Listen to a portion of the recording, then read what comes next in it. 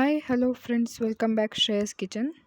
ನಾನಿವತ್ತು ನಿಮಗೆ ಮೊಳಕೆ ಕಾಳಿನ ಸಾರು ಹೇಗೆ ಮಾಡೋದು ಅಂತ ಹೇಳ್ಕೊಡ್ತೀನಿ. ಹಾಗಿದ್ರೆ ನೋಡೋಣ ಬನ್ನಿ. ನಾನಿಲ್ಲಿ ಕಡಲೆಕಾಳು ಮತ್ತು ಹೆಸರು ಕಾಳನ್ನ ಮೊಳಕೆ ಕಟ್ಟಿರೋದನ್ನ ತೊಗೊಂಡಿದ್ದೀನಿ. ಹಾಗೆ ಒಂದು ಆಲೂಗಡ್ಡೆ, ಒಂದು ಮುಳುಗಾಯಿ, ಹಾಗೆ ಒಂದು ಕ್ಯಾರೆಟ್ನು ಕಟ್ ಮಾಡ್ಕೊಂಡು ಇಟ್ಕೊಂಡಿದ್ದೀನಿ.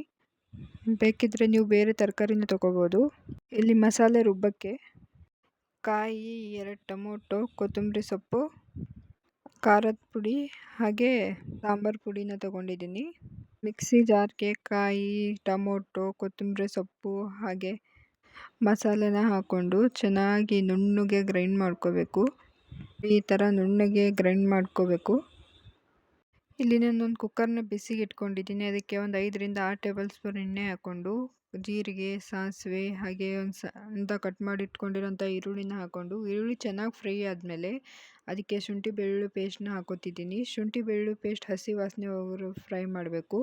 ಕಾಳು ಹಾಕೋತಿದ್ದೀನಿ. ಕಾಳು ಹಾಕ್ಕೊಂಡ್ಬಿಟ್ಟು ಕಾಳನ್ನು ಒಂದು 2 ನಿಮಿಷ ಚೆನ್ನಾಗಿ ಫ್ರೈ ಮಾಡ್ಕೋಬೇಕು. 1/4 ಟೇಬಲ್ ಸ್ಪೂನ್ ಆಗೋಷ್ಟು ಅರಿಶಿನ ಹಾಕೋತಿದ್ದೀನಿ. ಹಾಗೆ ರುಚಿಗೆ ತಕ್ಕಷ್ಟು ಉಪ್ಪು ಚೆನ್ನಾಗಿ ಮಿಕ್ಸ್ ಮಾಡ್ಕೋಬೇಕು ಒಂದ್ಸರಿ.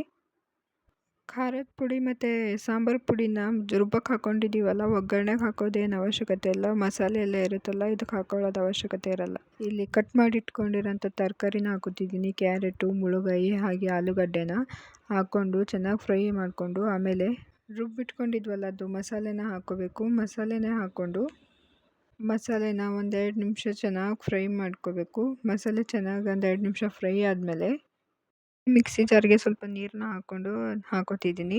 ಮಸಾಲೆ ಏನು ರುಬ್ಬಿ ಹಾಕೋತೀವಲ್ಲ ಮಿಕ್ಸಿ ಜಾರಲ್ಲಿ ಹಂಗೆ ಇದ್ಬಿಡುತ್ತೆ ಸ್ವಲ್ಪ. ಅದಕ್ಕೆ ಅದರಲ್ಲಿ ಸ್ವಲ್ಪ ನೀರು ಹಾಕೋತಿದ್ದೀನಿ. ನಿಮ್ಗೆ ಎಷ್ಟು ಕ್ವಾಂಟಿಟಿ ಬೇಕು ಅದನ್ನು ನೋಡ್ಕೊಂಡು ನೀರು ಹಾಕ್ಕೊಳ್ಳಿ. ತೀರಾ ಗಟ್ಟಿಯಾಗೂ ಇರಬಾರ್ದು, ತೀರಾ ತೆಳುವಾಗೂ ಇರಬಾರ್ದು. ನೀವು ನೋಡ್ಕೊಳ್ಳಿ, ಮೀಡಿಯಮ್ ಆಗಿ ನೀರು ಹಾಕ್ಕೊಳ್ಳಿ. ಹಿಟ್ಟನ್ನ ಕ್ಲೋಸ್ ಮಾಡಿಬಿಟ್ಟು ಒಂದು 3 ವಿಸಿಲ್ ಆದರೆ ಸಾಕು. ಜಾಸ್ತಿ ವಿಸಿಲ್ ಹಾಕೊಳ್ಳೋ ಅವಶ್ಯಕತೆ ಇಲ್ಲ. 3 ವಿಸಿಲೆಲ್ಲ ಚೆನ್ನಾಗಿ ಬೇಯ್ಕೊಳ್ಳುತ್ತೆ. ನೋಡಿದ್ರಲ್ಲ ಸಿಂಪಲ್ಲಾಗಿ ಮೊಳಕೆ ಕಾಳಿನ ಸಾರು ಹೇಗೆ ಮಾಡೋದು ಅಂತ. ಇದನ್ನು ಅನ್ನ ಜೊತೆನಾದ್ರು ತಿನ್ಬೋದು, ಇಲ್ಲ ಮುದ್ದೆ ಜೊತೆನಾದ್ರು ತಿನ್ಬೋದು. ಇನ್ನೂ ಯಾರೆಲ್ಲ ಸಬ್ಸ್ಕ್ರೈಬ್ ಮಾಡ್ಕೊಂಡಿಲ್ಲ ಪ್ಲೀಸ್ ಸಬ್ಸ್ಕ್ರೈಬ್ ಮಾಡ್ಕೊಂಡು ನೋಡಿ.